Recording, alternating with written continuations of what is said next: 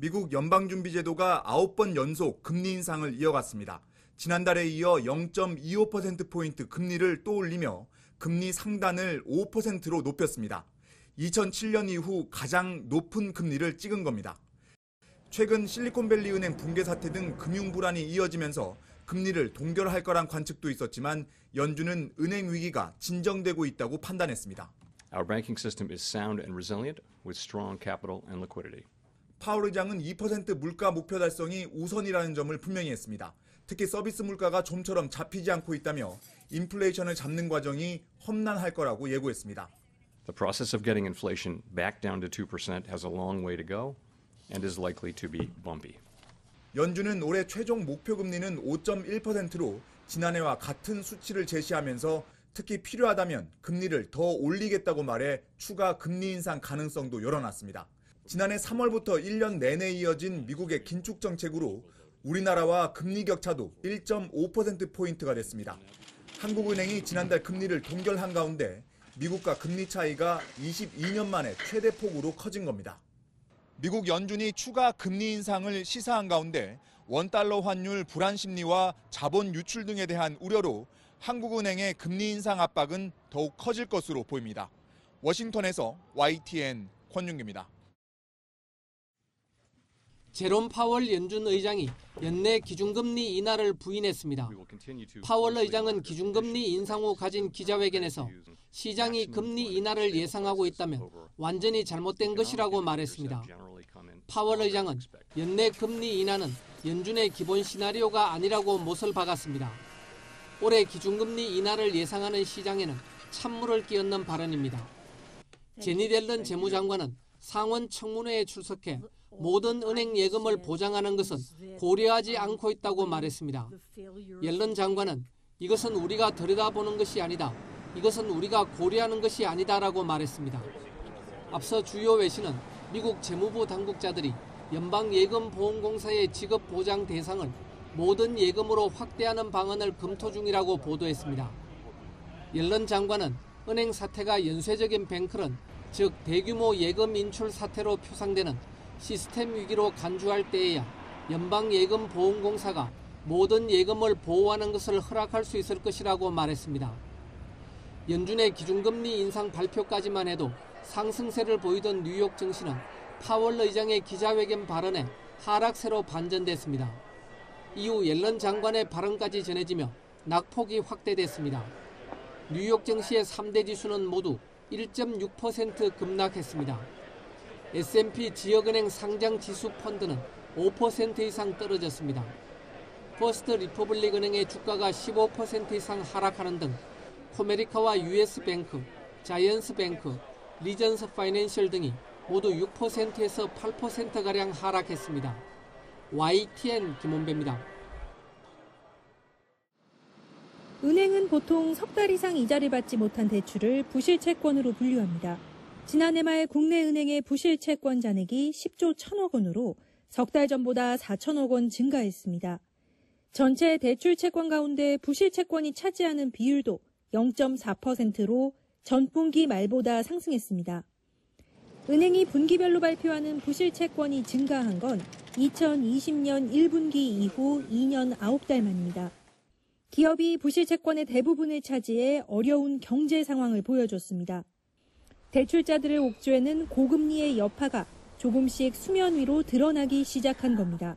지속 감소해온 부실채권 잔액이 증가세로 전환되었습니다. 최근 들어서 22년 하반기 중에 연체율도 상승세로 보임에 따라 향후 기업, 가계, 취약 부문의 신용손실 확대 가능성에 대비할 필요가 있다고 보여집니다. 부실채권에 대비해 은행이 피해를 덜 볼 수 있도록 한 대손 충당금 적립률은 227.2%로 지금껏 가장 높았습니다. 역대 최대급 대출 규모에도 정부가 국내 은행을 비교적 건전하다고 보는 이유입니다. 하지만 대형은행을 제외하면 안심하긴 이릅니다. 지방은행과 인터넷은행의 경우 시중은행에 비해 부실채권 잔액도 비율도 가파르게 늘었습니다. 특히 시장 부진으로 부실 우려가 커진 부동산 PF 대출 채권이 제2금융권에 집중된 점도 문제입니다. 업종별 여신 한도 제한이 없는 새마을금고는 최근 3년 새 건설 부동산업 대출 잔액이 2배로 늘었는데 연체율 상승세가 심상치 않습니다. 아직 온기가 남아있는 코로나 만기 연장이나 이자 유예 등의 정책 효과가 완전히 가시고 나면 대출 부실이 더 급격히 드러날 거란 우려도 커지고 있습니다. YTN 김지선입니다.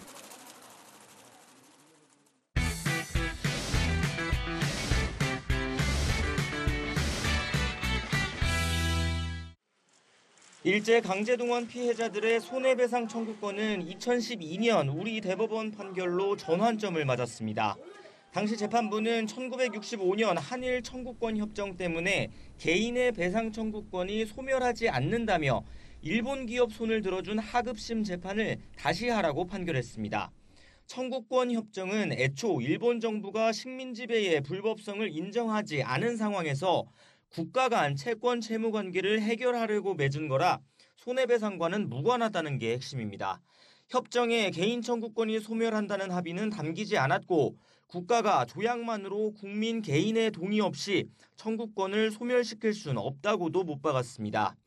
이 판결에 따라 6년 동안 파기환송심과 대법원 전원합의체 심리를 거쳐 2018년 일본 기업의 배상 책임이 확정됐습니다.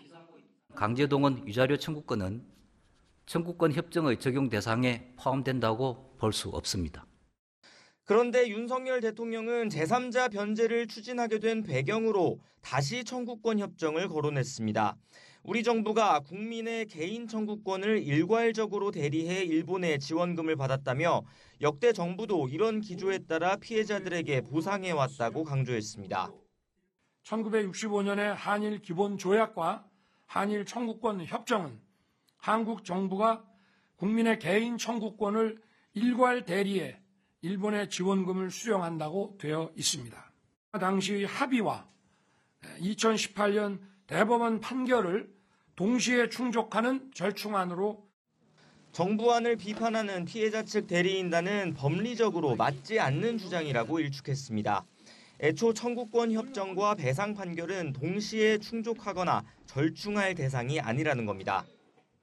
대법원은 청구권 협정을 해석할 수 있는 국내의 최종적인 권한을 갖고 있는 기구입니다. 불법행위 손해배상 채권이 1965년 청구권 협정에 포함되지 않았다라고 해석을 하면 행정부 또는 입법부는 그 대법원의 해석을 존중하고 따라야 할 뿐입니다. 윤 대통령은 한일 정상회담을 앞두고 공개된 일본 언론과의 인터뷰에서도 같은 인식을 드러냈습니다.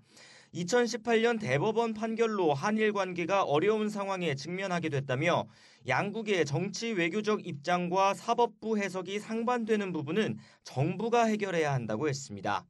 정부 역시 이런 논리를 근거로 피해자들을 설득할 것으로 보이지만 대법원 판결 취지에 맞는 해법인지 논란은 계속될 전망입니다. YTN 나혜인입니다. 평화의 소녀상 앞에서 일제 강제동원 피해자 양금덕 할머니와 시민단체가 기자회견을 엽니다. 외교 당장 중단하라! 윤석열 대통령이 한일 정상회담에서 강제동원 피해자들에 대한 일본 피고기업 배상 책임에 면죄부를 주고 구상권도 행사하지 않겠다고 약속했다며 반발하는 겁니다. 나는 솔직히 대통령이 우리나라 대통령인지 애국 대통령인지 도대체 감을 못 잡겠습니다. 단체들은 이번 정상회담을 간쓸게 다 내주고도 오히려 훈계만 듣고 온 외교 수치, 참사라고 비판했습니다. 특히 사법 주권까지 스스로 포기했다며 그 자체로 헌법 위반이자 탄핵 사유라고 날을 세웠습니다. 강제동원 피해자들이 오랜 기간 힘겹게 쟁취한 역사적 성과를 윤석열 정권이 한순간에 무너뜨렸다며 분통을 터뜨렸습니다. 길게는 30여 년 넘게 일본과 한국 법정을 넘어다니면서 고군분투해왔다. 이 과정에서 우리 정부가 피해자들을 위해 한 일은 과연 무엇인가? 무엇보다 국가가 함부로 개인 청구권을 소멸시킬 수 없다고 판단한 지난 2018년 대법원 판결 취지를 윤 대통령이 훼손했다고 주장했습니다. 우리나라와 일본 사법부 모두 강제동원이 불법이었다는 점을 인정하지만 윤 대통령은 일본의 항의는커녕 강제동원이 아니라는 훈계나 듣고 있었다고 지적했습니다. 불법 행위가 아니다. 일본이 당시에 했던 행위가 그런 취지 주장을 하고 있는데 그것은 자기 나라 법원의 판단에도 정면으로 반한 것이고 따라서 우리 정부는 그 부분에 대해서는 분명하게 지적을 해야 마땅한데도 강제동원 피해자 관련 단체뿐 아니라 천주교 정의구현 전국사재단 시국 미사를 비롯해 한일 정상회담 결과에 대한 규탄 집회가 잇따르고 있습니다. YTN 나연호입니다. 윤석열 대통령의 노동시간 상한캡 보완 지시 이후 주무부처인 노동부는 그야말로 발등에 불이 떨어졌습니다. 근로시간 개편안 입법 예고와 다음 달 17일까지로 한 달도 채 남지 않았기 때문입니다. 건강권이 훼손되지 않도록 그리고 보완을 하라 이런 말씀으로 저희들이 많이 부족했다 싶은데 하여간 저희들이 최대한 보완을 하겠습니다. 수정안 마련을 위해 노동부는 연일 MZ세대와의 소통에 주력하고 있습니다. 우군으로 얘기했던 MZ세대를 설득하는 작업에 소홀했던 게 정책 혼란을 불러온 원인으로 보고 있습니다. 노동부 장관의 주요 일정표입니다. 지난주엔 2차례, 이번 주엔 3차례나 MZ세대와의 간담회나 자문단 회의가 포함됐습니다.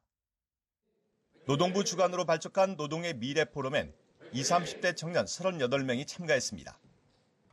이들은 국민 여론, 특히 청년층의 여론을 수렴하고 다양한 분야의 노동개혁 과제를 제언하게 됩니다.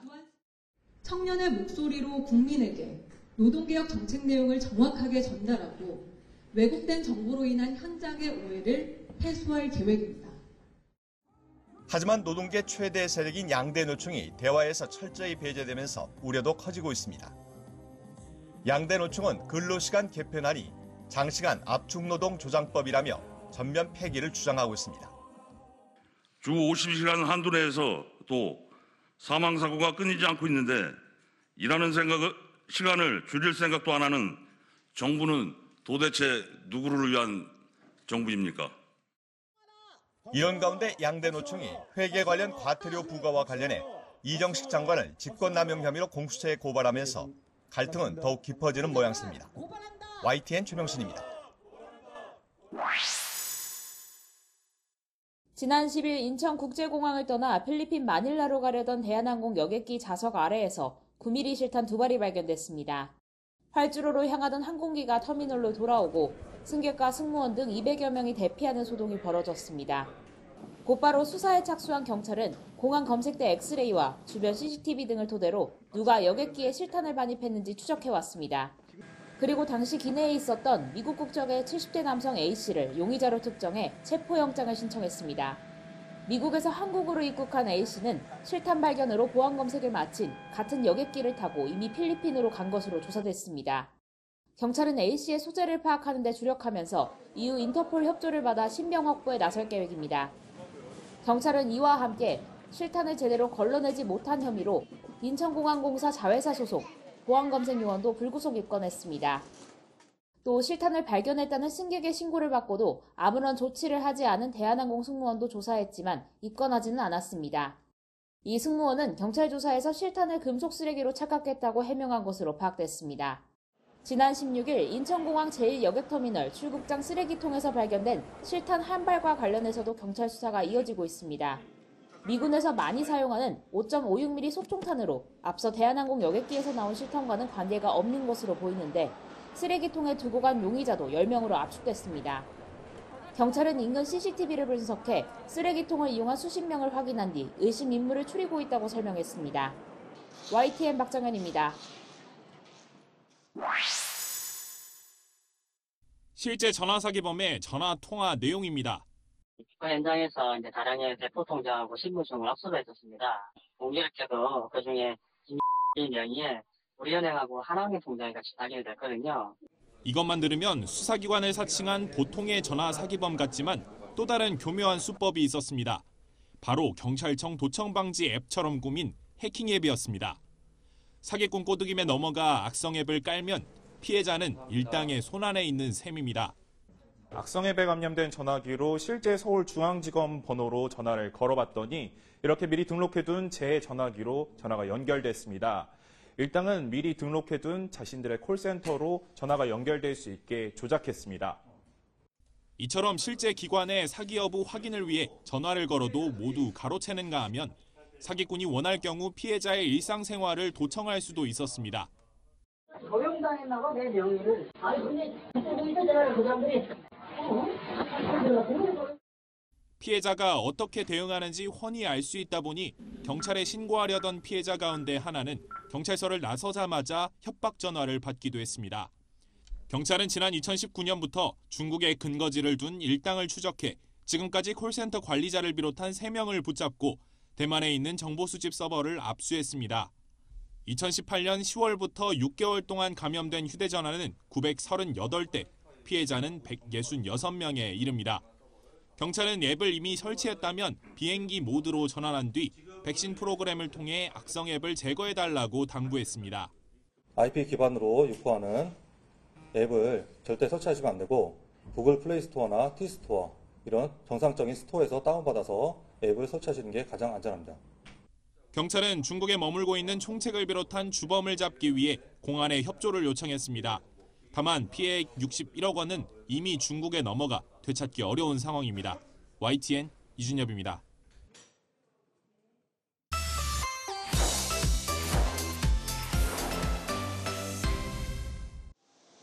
중국의 반도체 생산을 견제하기 위해 미국은 자국의 보조금을 받는 기업은 중국 내 반도체 생산 능력을 확장하지 못하게 안전 조치를 뒀습니다. 이에 따라 중국의 각각 낸드 플래시와 D램 공장을 운영 중인 삼성전자와 SK하이닉스는 규제 대상이 됐습니다. 10년간 5% 이상 생산량을 늘릴 수 없게 된 것입니다.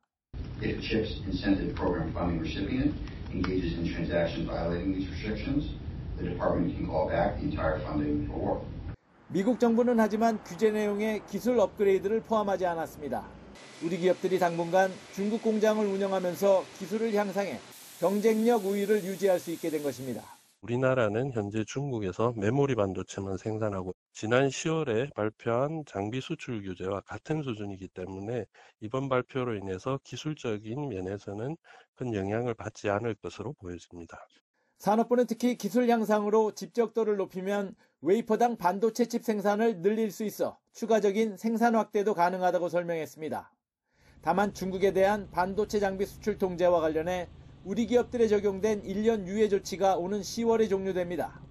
따라서 그 전에 미국 정부와 협상을 통해 유예를 연장해야 중국 공장의 유지 보수가 가능하고 기술력도 높일 수 있습니다.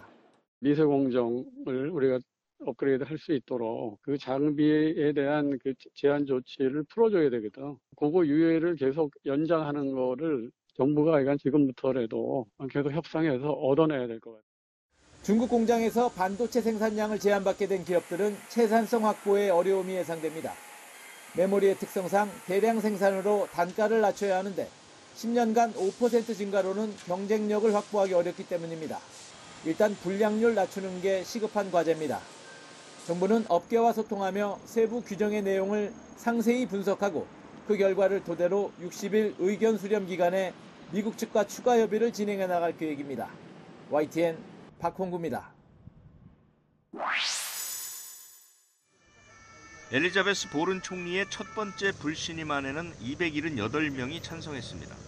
과반에 불과 9석이 부족해 가결되지 못했습니다. 두 번째 불신임안은 94명이 찬성해서 역시 부결됐습니다. Projet de loi de financement rectificatif de la sécurité sociale pour 2023, compte tenu du texte de la commission mixte paritaire modifié par l'amendement déposé par le gouvernement, est considéré comme adopté.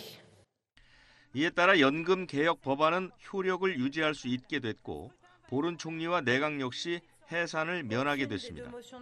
불신임안은 프랑스 정부가 하원 표결을 건너뛴 채 연금 개혁 법안을 통과시키자 이에 반발한 야권이 제출했습니다.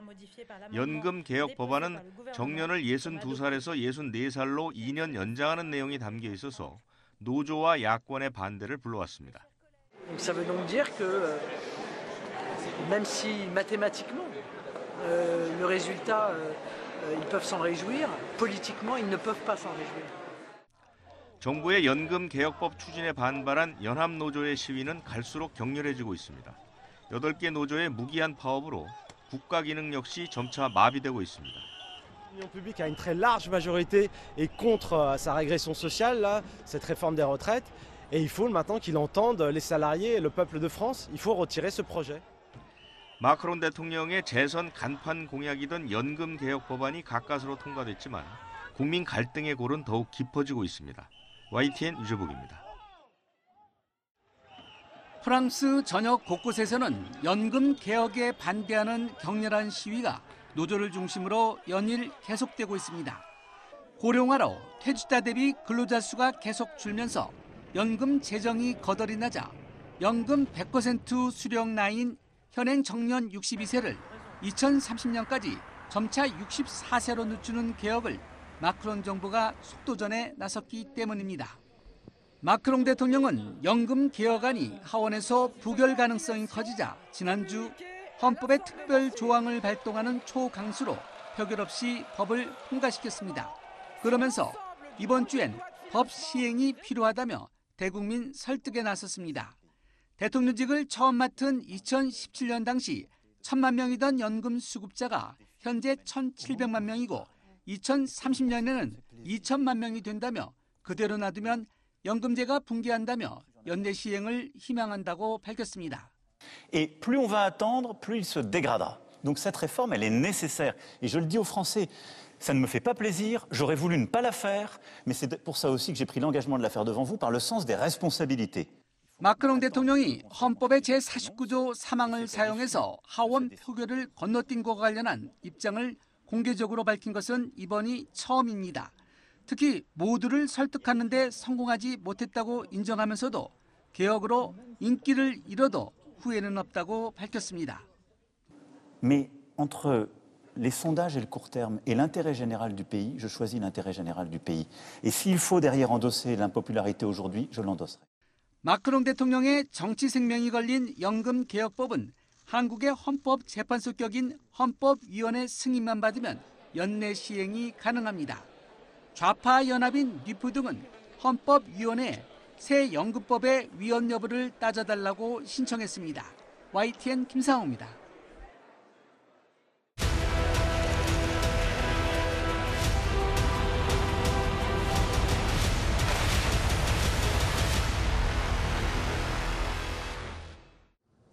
우크라이나를 깜짝 방문한 기시다 일본 총리에게 젤렌스키 대통령은 감사의 인사부터 전했습니다.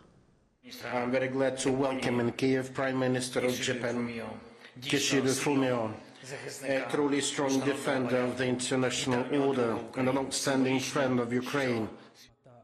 기시다 총리는 러시아의 핵 위협을 강력히 비난하는 것으로 공동 기자회견을 시작했습니다.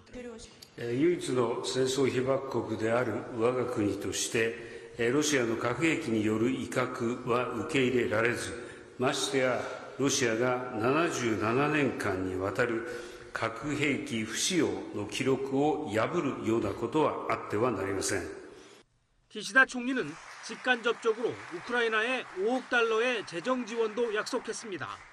さらに今般エネルギー分野などへの新たな二国間無償支援を 4.7 億ドル供与すること、また NATO の信託基金を通じた殺傷性のない装備品支援に 3000万ドルを拠出することを決定いたしました。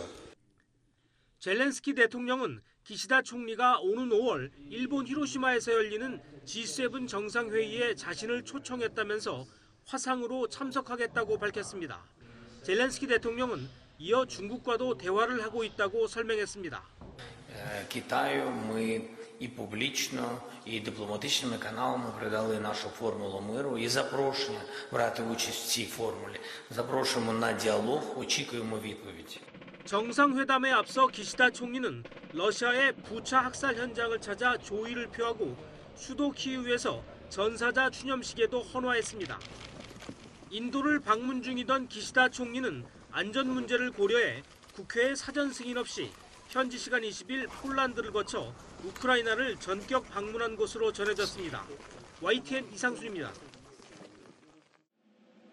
시진핑 중국 국가주석이 군악대의 연주 속에 레드카펫을 밟고 회의장에 입장합니다. 푸틴 러시아 대통령은 반갑게 맞이합니다. 두 정상은 회담을 통해 전략적 협력 동반자 관계를 위한 공동 성명을 발표했습니다. 타이완과 우크라이나 문제에 대한 공조를 약속하고 주권과 영토 보전, 안보를 지키기 위해 지원할 것이라고 밝혔습니다. 决定深化中俄新时代全面战略协作伙伴关系，为两国关系未来发展做出新规划。 양국 정상은 오커스 동맹을 비판하며 우크라이나 전쟁을 더 길게 만드는 모든 형태의 독자 제재에 반대한다고 밝혔습니다. 특히 미국에 대해서는 미사일로 세계의 안정을 해치는 행위를 중단하라고 촉구했습니다. 그러면서 지난달 중국이 제안했던 것처럼 우크라이나 전쟁에서 대화를 재개하고 휴전을 모색할 것을 거듭 요구했습니다. Полагаем, что многие из положений выдвинутого Китаем мирного плана созвучны российским подходам и могут быть взяты за основу для мирного урегулирования, когда к нему будут готовы на Западе. 양국 정상은 다양한 분야에서의 경제 협력 강화 의지도 밝혔습니다. 푸틴 대통령은 두 나라 간 에너지 협력 확대로 중국 방향으로 건설 중인 시베리아의 힘2 가스관에 대해 논의했다고 밝혔습니다. 중국 위안화 사용을 늘리고 북극해 항로 개발을 위해 공동기구 설립도 검토하겠다고 밝혔습니다. 티 주석도 양측이 노력한 덕분에 공동의 이익이 배가되고 있다며 새로운 목표를 달성하기 위해 긴밀하게 협력해야 한다고 강조했습니다. 이틀간 매우 중요한 공동인식에 도달했다며 푸틴 대통령을 연내 중국으로 초청했습니다. 중국이 러시아에 무기를 지원하는 문제가 논의됐는지는 아직 전해지지 않고 있습니다. 북대서양조약기구 나토는 정상회담이 시작되자 중국을 향해 러시아에 무기를 지원해선 안 된다고 거듭 경고했습니다. YTN 김선희입니다. 미국 백악관은 우크라이나 문제에 대한 공조에 나선 중국과 러시아 정상을 거듭 성토했습니다. 존 커비 백악관 조정관은 중러 정상회담에서 우크라이나 전쟁의 신속한 종식을 암시하는 어떤 것도 보지 못했다고 말했습니다. 중국이 우크라이나 전쟁에서 건설적인 역할을 원한다면 러시아가 우크라이나 영토에서 철군하도록 압박해야 한다고 강조했습니다. 유엔 헌장의 원칙을 준수했다는 시진핑 주석을 겨냥해 러시아의 철군이야말로 유엔 헌장을 따르는 것이라고 지적했습니다. Following the UN Charter would mean that Russia should withdraw from all the territory inside Ukraine, the territory of another member state of the UN. 중재자로 나선 중국의 역할도 역시 부정적으로 언급했습니다. I don't think you can reasonably look at China as impartial in any way. They haven't condemned this this invasion. They haven't stopped buying Russian oil and Russian energy. 중국의 살상무기 지원에 대해서는 그 가능성이 여전히 있다고 보지만 중국이 러시아에 무기를 제공하려고 결정했거나 제공할 것이라는 징후는 보지 못했다고 말했습니다. 다만 일부 중국 기업이 러시아에 이중 용도 품목을 제공했을 수 있다고 덧붙여 직접적인 무기 지원 대신 전쟁에서 쓸 수 있는 물자를 지원했다는 의심을 내비쳤습니다. YTN 김태현입니다.